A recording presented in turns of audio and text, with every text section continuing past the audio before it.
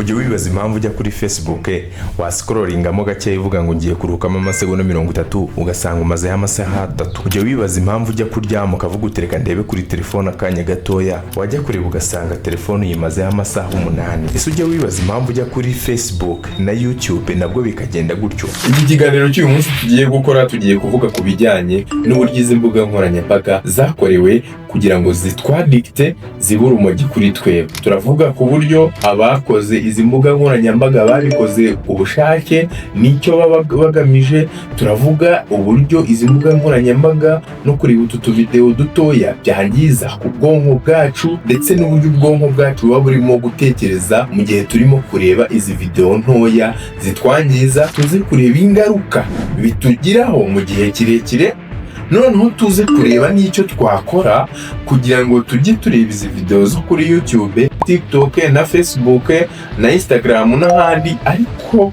dufite intego y'aho dushaka kugana kandi tubirebe mu buryo butatwangiza. Ibyo nibyo tugiye kuganiraho kuri uyu munsi.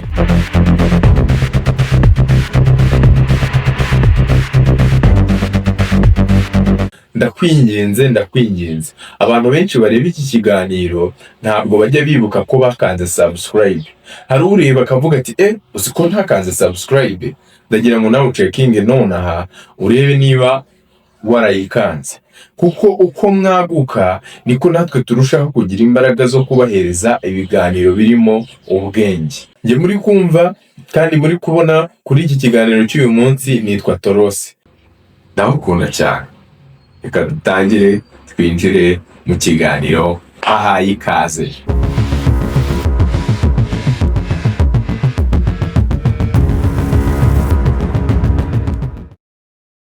Nukuvuga ngo izi mbuga nkoranyambaga zakorewe kugira ngo zitugire abacakara bazo. Nukuvuga ngo hari ubwoko bushya bw'urumogi abantu batazi. Urumogi tugendana, urumogi rwemewe n'amategeko. Urwo rumogi mvuga nta rundi ni telefone. Telefoni zabaye urumogi. Mbaza ngo ni gute? Ubu ngubu ngendaje ngo ngukuragaho ku maso nkubwire ikiba kirimo kuba ku buzima bwawe. Iyo uri guscrollinga kuri internet, ugascrollinga kuri TikTok na YouTube n'ahandi, ikiba kiri kuba mu bwonko bwawe, nuvuga mu bwonko buba buri kure icyo bita dopamine, hari imisemburo biri gusohoka y'akanyamuneza. Iyo misemburo isohoka kubera iki? Iyo uri kureba kariya video gatoya kuri TikTok uzamura kambe, ubona ikintu utateganyije kureba. Icyo kintu rero iyo umaze kukireba uravuga uti reka ndebe nagakurikiyeho wenda kaza karyoshye, koko ugasanga karagusekeje karagushimishije. Noneho ukavuga uti mbere yuko ngenda reka ndeba kandi gatoya, nabwo ukareba kandi gakurikiyeho nako ukumva karakunezeje. Ariko hari ikintu kibaho cyitwa dopamine loop. Bivuze ngo iyo bavuze loop ni ikintu kisubiramo. Nuvuga ngo amarangamutima yacu ku ntaremwe abategereje kureba igikurikiraho niba kinyanezeza. Ubwonko bwacu ukuntu bumeze, iyo ikintu kibonye kikakunezeza uhita utekereza ko n'igikurikiyeho kikunezeza, ugakomeza ukareba n'ikindi ukavuga uti reka ndebe n'igikurikiraho kindi nacyo gishobora kunezeza. Niyo kitakunejeje kirakubabaza. Iyo ikintu kitakubabaje nabwo ubwonko buravuga buti komeza wendamo hasi y'icyo kintu maze kureba kikubabaje, igikurikiyeho kiri buze kugushimisha. Ni gutyo ubwonko bwacu bukoze. None iyo turi kureba ziriya mbuga nkoranyambaga nazo tugenda tuzamura ubwa mbere n'ubwa kabiri, rimwe na rimwe kari agatoki kacu kazamura ngo turebe video ikurikiyeho, tugakoresha tutabizi. Impamvu tubikora tutabizi ni ukuvuga ngo aba bahanga mu gukora imbuga nkoranyambaga, aho TikTok yaje itwara abantu bose bakoreshaga imbuga nkoranyambaga. Mbere YouTube yashyirwagaho video ndende, video zitambitse. Noneho abantu bareba kuri TikTok bakabona hariho video zihagaze ariko akaba ari video ngufi. Abantu bose kuva muri 2020 iyo gahunda yo kureba video zihagaritse yaduka, abantu bose bashiriye kuri TikTok kubera ko haje icyo bita dopamine loop. Nuvuga ngo haje ikintu bita FOMO, fear of missing out. Nuvuga ngo abantu batangiye kugira ubwoba bw'uko bashobora gucikanwa n'amakuru. Umuntu akareba ikintu kimwe avuga ati ubwo nkirebye ari gitoya reka ndebe no n'igikurikiraho mbonemo andi makuru ku kindi kintu, ndebe n'ikindi gikurikiraho mu manyamakuru ku kindi gikurikiraho. Ni ukuvuga ngo haje icyo bita fear of missing out, ubwoba bwo kugira ngo udacikanwa amakuru. Ni ukuvuga ngo ibyo rero byakoreshejwe nk'intwaro kugira ngo irimbure attention yacu. Iyo mvuze attention mba mvuze ikintu uhereza umwanya wawe. Rero na telefone iyo uri kuyikoresha rimwe na rimwe ushobora kuyihereza umwanya, ariko ikintu uri guhereza umwanya kikaba kidakwiye. Tuvuga iyo uri kureba ka video k'amasegonda 30 ni iki gishya wakwigamo? Ntacyo. Ni hahandi rero wakwibaza ngo ubundi ingaruka z'iyi addiction ni izihe? Gusa mbere yuko tugera ku ngaruka reka mbanze mbicemo umurongo ku wundi mubanze mwumve ibibazo duhura nabyo mu bwonko bwacu iyo turi kureba izi video ntoya. Hari icyo bita dopamine release. Dopamine release bivuze ko buri like ukanze cyangwa ugatera comment cyangwa se ukabona post nshyashya cyangwa se ukabona video utatekerezaga kuri buze kuyibona, ibyo bintu bituma habaho dopamine releasing ivuga iti nejo uzagaruka uzabona ibyiza nk'ibi ngibi. Hari icyo bita feel good chemical. Umubiri wawe uhita uvuga uti wow ndumva ameze neza kubera ko bari gukina n'amarangamutima yawe. Ibyo babyita dopamine rewards, sibyo? Dopamine release. Noneho hakaza icyo bita variable rewards. Iyo umaze kureba bya bintu amarangamutima yawe akazamuka, ugakanda like, ugatera comment, ukabona video utatekerezaga kuri buze kuyibona, ubu ukoze icyo bita dopamine release. Ariko hari ikindi kintu cya kabiri kibaho ari cyo bita variable rewards. Nuvuga ngo ni ibihembo ubona nyuma y'uko kanze like ukabona indi video ikurikiyeho. The nature, the timing and nature of social media rewards are unpredictable. Nukuvuga ngo ibyo YouTube cyangwa se Facebook cyangwa se TikTok yewe na Instagram baguhereza ni ibintu butazi. Ntabwo ari ibintu buri bumenye ngo nimfungura TikTok ndahita mbona ibi. Oya, ntabwo bijya bikunda kubaho. Ufungura TikTok baguhereza ibintu utazi iyo bivuye. Ibyo bintu rero bituma utangara cyane, ubwonko bukunda kubona ibintu bishya. Rero iyo ugiye ubona utwo tuntu nk'utwo ngutwo ukatubona umwanya mutoya, amasegonda matoya, tuvuga uti ibi bintu ngomba kubikurikirana nejo nkazagaruka bitewe nuko ibi bintu mbibona nkaba mbona ari utuntu dutoya ariko tuza tuntunguye. Ni hahandi wumva umuntu avuga ngo iyo ndi kuri TikTok mba numva ameze neza. Reka mbahereza ubuhamya. Nigeze kugira umukunzi, noneho umunsi umwe nari muherekeje ngo atahe, twari twasohokeye ahantu tuvuye kuganira, sinzi uburyo twibagiriwe telefone ahantu twari twagiye. Noneho muherekeje ngo atahe, telefone arayibagirwa. Noneho turenga aho nari ntuye, muherekeje ngo agere iwabo, ageze mu nzira yibagirwa telefone. Kandi icyo gihe twari tugize nko mu masaa 4 z'ijoro, ahantu hatuye hari kure. Arambwira ngo yibagiwe telefone. Namwe ntiwetaha telefone ndi bujye kuyireba nyikuzanira. Arambwira ati ntibishoboka, ntabwo naryama ntabonye telefone. Noneho byabaye ngombwa yuko mfata icyemezo, ndongera ndamuherekeza, turaza tujya ahantu twari twagiye gusangirira. Telefone asangira cyahari, barayimuhereza. Noneho bamaze kuyimuhereza amahoro arahinda. Nyuma mpita mvuga nti ariko telefone ishobora kuba yarabaye urumogi kweri. Noneho tugiye kuri ibibazo by'imitekerereze.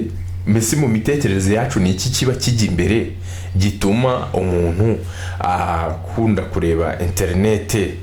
Mu mitekerereze yacu ubundi biba bimeze biti ko tubireba tukabona nyine bimwe bitubaho tutazi byari byo. Uyu munsi ndagira ngo mbakuragaho ku maso turebe mu iki kiba kijya mbere. hari icyo uba ufite cyitwa fear of missing out, ubwoba bwo kudacikanwa amakuru. Nabibabwiye. Hakaba icyo bita coping mechanism, sibyo? Abantu benshi bakoresha imbuga nkoranyambaga kugira ngo bakwepe ibyiyumviro bibi ndetse n'irungu. Abantu bose iyo bagiye ku mbuga nkoranyambaga baba bashaka ngo ntibagire irungu. Ikindi baba bashaka ngo batangire birengagize akababaro, umunaniro, irungu, kumva hari ibintu bibahangayikishije, yemwe bagakoresha buriya buryo bwo guscrollinga mu buryo bwo kugira ngo bibashyire amarangamutima yabo ku murongo. Hari ibintu byakubabaje ukeneye guhungira kuri TikTok, wahombye ukeneye kujya kuri TikTok, bagukatiye ukeneye kujya kuri TikTok ngo ubyirengagize, wahuye n'ibibazo nyine ukeneye kujya ku mbuga nkoranyambaga ngo ubyirengagize. Icyo ni ikibazo cya mbere uba ukeka ko uri gukemura. Ikindi kibazo cya kabiri nicyo bita social validation. Iyo uri kugenda ukanda like, iyo uri kubona ziriya like, comment, ukabona bakubwira feedback nziza, ibyo bituma wumva muri societe uri umuntu w'agaciro. Tuvuge no kuri TikTok, iyo ukanze video ukabona yagize like nyinshi, uko bisa kose ubyuka utekereza kuri bwongere gukubita indi video bitewe nuko yayindi wakubiseho abantu bayikunze. Ibyo byita social validation. Gusa tw'Abanyarwanda nk'uko mubizi, murabizi ko mu Rwanda tutajya tuba monetize. Ni ibintu bisanzwe bizwi ko mu Rwanda kuri TikTok tutinjizaho amafaranga, ariko izo like tuhabona, za comments tuhabona, ibyo byose bituma tuvuga tuti tugomba gupostinga, sibyo? Hari n'ikindi cyo kumva ko iyo abantu bakulayikinze ari inshuti zawe, ariko mu by'ukuri uhuye n'ibibazo cyangwa telefone utayifite nibwo umenya ko za nshuti zo kuri TikTok atari inshuti za nyazo. Za nshuti zo kuri Facebook ntago muba muri kumwe uri muri bya bibazo, za nshuti zo kuri YouTube ntago muba muri kumwe uri ugeze mu bibazo. Ariko kubera ko ugira icyo bita kumva ufite social validation, wumva ko abantu societe ubwayi kwitayo bitewe nuko yakanze like kuri ya video yawe yakoze, kiremwa muntu turatangaje, uhita uvuga uti uko byasa kose abantu barankunda ninjye ugezweho. Gusa ukirengagiza ko no kuri WhatsApp naho haje uburyo bwa like. Impamvu bwajeho ni ukugira ngo umuntu agume ari addicted aho ari hose. None iyo uri addicted, ikiba gikurikiyeho bari abantu bakoze imbuga nkoranyambaga aba bagira ngo igihe cyose bashaka no kukwirakwiza propaganda runaka, wowe ubwawe uzayikurikiza uko byagenda kose kuko utabaho udafite imbuga nkoranyambaga. Ikindi cya kabiri, iyo uri wabaye addicted ku mbuga nkoranyambaga, baba bashobora kwamamaza ikintu kijyanye n'ibya bintu ukunda, nyine bya bintu bikwa addict.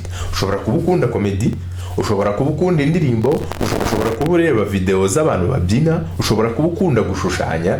Ibyo bintu iyo ukunda kubikora cyane bakwamamazaho ibintu bijyanye na bya bintu ukunda.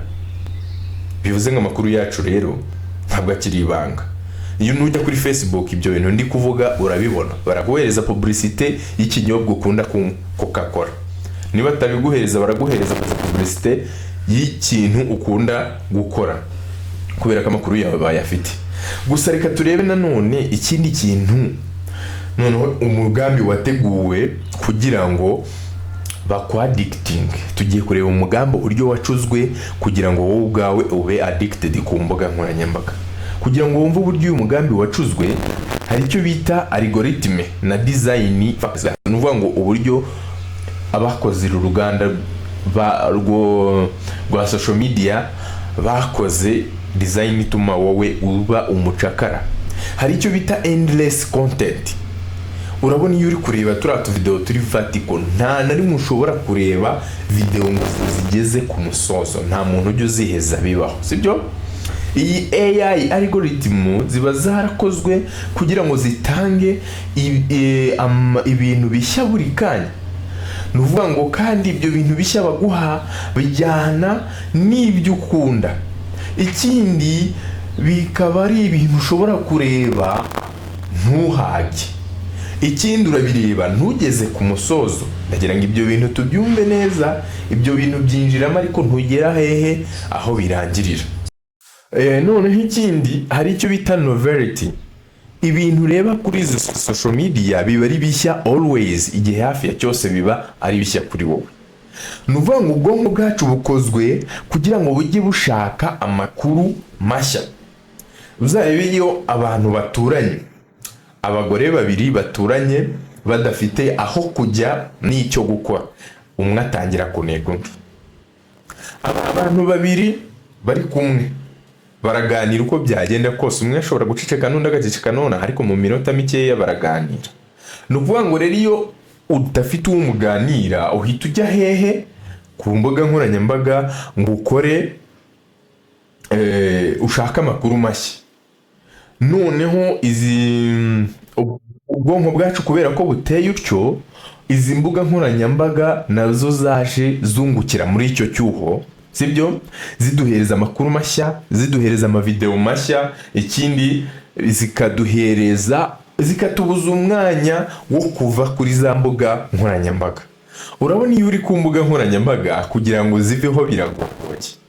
Kugira ngo ujye kuva kuri TikTok iyo ukanze gusubira inyuma ukanda back, aho kugira ngo back iyemere bahita bari freshinga, ugahita ubona video nshyashya. Icyo gihe urareba video nshyashya ukabona yagutunguye, ukongera ukamanuka. Aho ubwonko bugarukiye ngo wongere ukandeho uveho, wajya gukanda ngo uveho ugahita ubona indi video nshyashya nanone. Urumva aho ngaho barakujijisha, amasaha akagucika utazi uko byagenze. Noneho hari icyo bita comparison culture, umuco wo kwigereranya.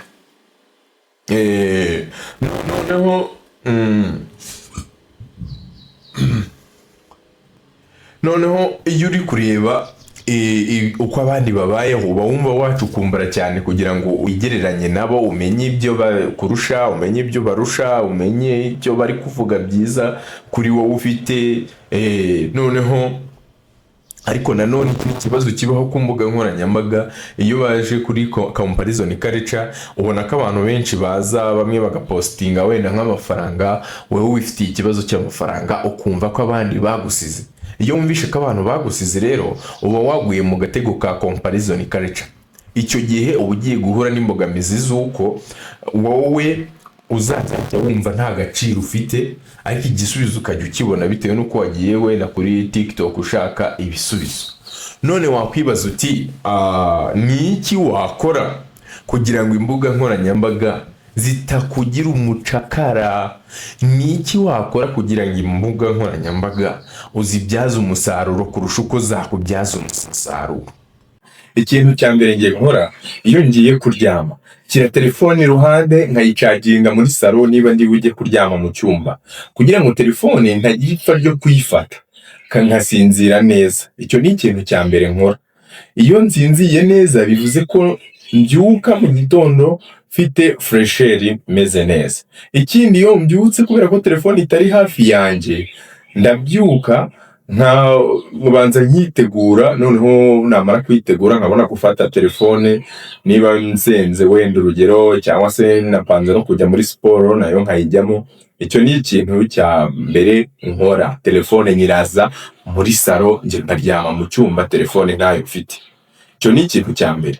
Icya kabiri, imbuga nkoranyambaga ushobora kuzisetinga zikajya zigira igihe zizimya, sibyo? Iyo ufashe imbuga nkoranyambaga, reka tujye muri TikTok mbere ku buryo ushobora gusetinga ko TikTok iza kwifunga. Ngiye kubereka na application ushobora gukoresha ukajya ufunga imbuga nkoranyambaga mu gihe uri mu kazi. TikTok nayigeneye ko idashobora kurenza isaha imwe ku munsi. Ni ukuvuga ngo ushobora kuyijyaho byibura igihe cy'isaha cyagera telefone igahita yikuba. Ndaje mbere ku buryo tubikora. Ikindi, telefone iyo ndi mu kazi, tuvuge wenda nkanjye akazi nkora nako kweditinga, telefone bisaba ko nyishyira ahantu ntari burebe. Ikindi, ngafunga notification kugira ngo itaza kumpereza notification ngashiduka numva ko ngiye kumva amakuru ya danger. Telefone nyishyira ahantu iruhande, noneho ngakora ibyo nkora ntuje, telefone nkanayibagirwa bitewe n'uko akazi ndi kugakora n'umutima wanjye wose, telefone ntayifite iruhande rwanjye. Ibi bintu ndi kukubwira nubikora ubuzima bwawe buzahinduka. Ikindi, ntabwo nkunda kureba utu tuvideo tugufiya, izo bita reels, zirasenya, zituma nyine utakaza umwanya uko byagenda kose.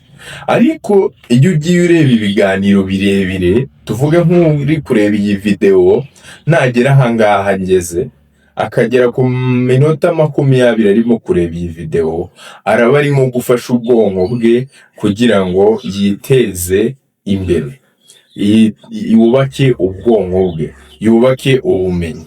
Niyo mpamvu tugomba kwihatira kureba video ndende. Niba ugiye no kuri YouTube, fata video ndende, kubera ko iyo uri kureba video ndende, niba hari n'icyo uri kwiga urakiga ku buryo bwimbitse ucyumve. Niba hari icyo ushaka kumenya ukimenya, utakimenye igice ukakimenya mu buryo bwimbitse. Ikindi, iyo watoje kumenya ikintu mu buryo bwimbitse, bigufasha kugira ngo ubwonko bwawe buhore buri ku murongo, bugire icyo bita attention cyangwa se attention. Kuko abantu nureba hafi ya bose bahora bafite stress. Nigeze gusura mubyara wanjye ejo bundi, nsanga ari kuri telefone, mara isaha nicaye muri salo twicaranye, ariko atazi ko mpari kubera telefone yamutwaye umutima. Aho yakangutse umuriro ushize muri telefone, tubona kuvugana, ariko byarambabaje, ariko ndavuga nti uko byasa kose nawe siwe yamaze kuba addicted. Nuvuga ngo rero umuntu umeze gutyo ntashobora gutekereza ikintu kimwubaka ejo n'ejo bundi hazaza he. Urumva? Rero izo nama mbabwiye nimuzikurikiza, ndabizi ko bizabagirira umumaro, kandi nimwumva mukeneye no kumenya ibindi bintu kuri izi mbuga nkoranyambaga, ibitekerezo byose mwandika aho ngaho muri comments ndabisoma. Ikindi, iki kiganiro uramutse ubonye kigufashije, wagisangiza umuntu wawe w'inshuti yawe. By the way, reka ngira ikintu mbasaba. Abantu benshi bajye bareba izi video bakunze kumbwira ngo bakunze gusanga baribagiwe gukora subscribe. Uramutse ukoze subscribe rwose, ibi bintu byadufasha cyane kugira ngo tugire imbaraga zo kugira ngo tubahereze ibintu by'ubwenge kurusha. Ndakwinginze kanda subscribe, ndabigusabye rwose.